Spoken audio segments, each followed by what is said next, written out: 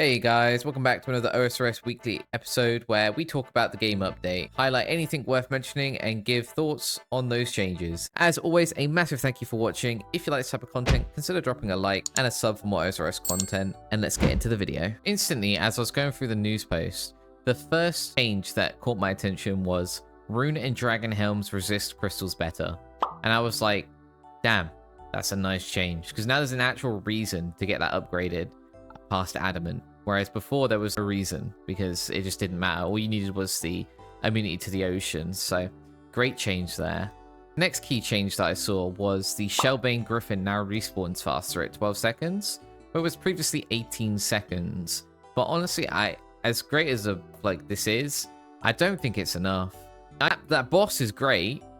The issue is that the drop table on it is awful, very bad. It needs a complete overhaul. Only kill it on Slayer task. It's arguably not the funnest thing in the world to kill. It has a very good mid-level weapon, which we talked about in a previous video.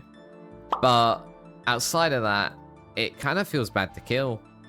And it's quite rare as well. So, I don't know. I think the thing needs a bit more work. It needs a drop table rework. But hey, a welcome change nonetheless. Port tasks now have a take any cargo right-click option. Oh, this was sick.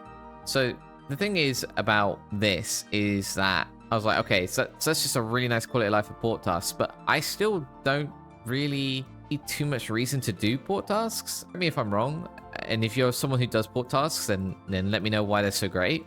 But if you're going for fast XP, I feel like you just do Gwyneth Glide, and then I feel like if you're going for loot or collection logs or just anything along those lines, you're just gonna go for salvaging.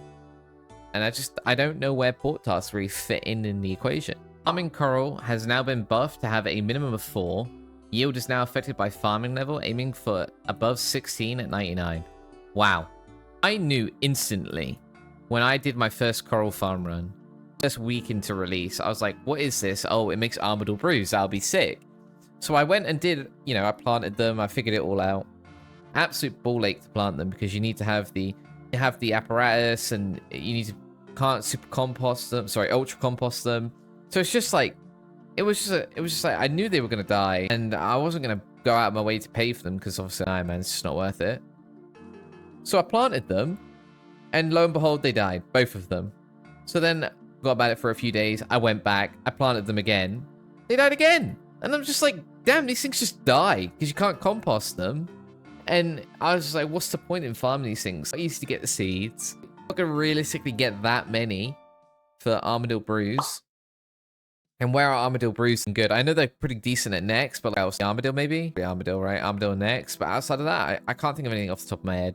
So if you can think of anything where you could let me know where Armador brews are really good, I'd love that. I'd love to get a little update on that. Outside of that, welcome change. The minimum of 4 is huge. Buying less often is amazing. And just having the yield scale with farming level is great. So, very welcome change. Hopefully they're a little bit better now. I haven't farmed them since I had the accident where they just kept dying. So, who knows, right? See. One of the things I was looking forward to the most from this update was potentially maybe we'd see some ship combat updates. But unfortunately, all we got was confirmation of no ship combat update in the works. And they're just going to put out a poll and sort of ask the community for what should we focus on? What quality of life would you like to see for sailing? And how should we approach sailing in 2026?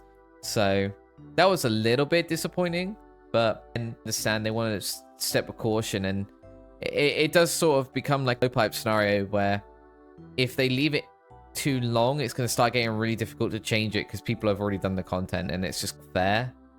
So to figure out what they want to do and do it fast, or else it's just going to keep getting worse. But let's see what they do. If you want my honest opinion, cannon should be more impactful, and attacking as a player should be less impactful. And for the love of God, please buff cannonballs. My God, there needs to be a better way to make better cannonballs. I also noticed that they changed all of the storage items to act like the coal bag.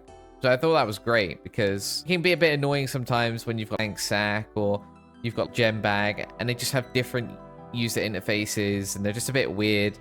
Some are janky, some aren't. So standardizing it across the board, pretty good. Coal bag works wonders, so I'm glad they chose that one. No complaints.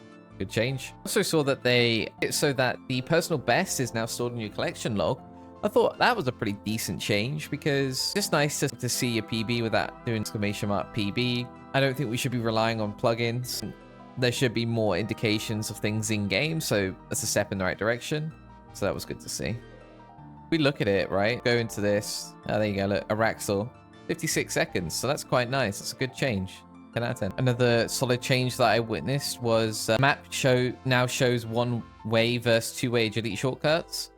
So if I go here, is that how that works? I don't know. Showcase. They showcase Corrend. So let's go over to Corrend.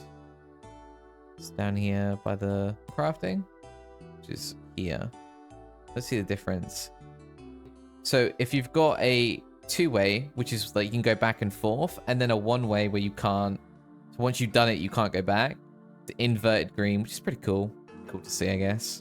No complaints there. Everything else just kind of feels like it was all of life improvements that aren't really worth mentioning because they're so niche, or overall things that you would expect to work in the way that they should, and they weren't, and they were just bugs and that they fixed them. So not really too much to talk about in this update, unfortunately.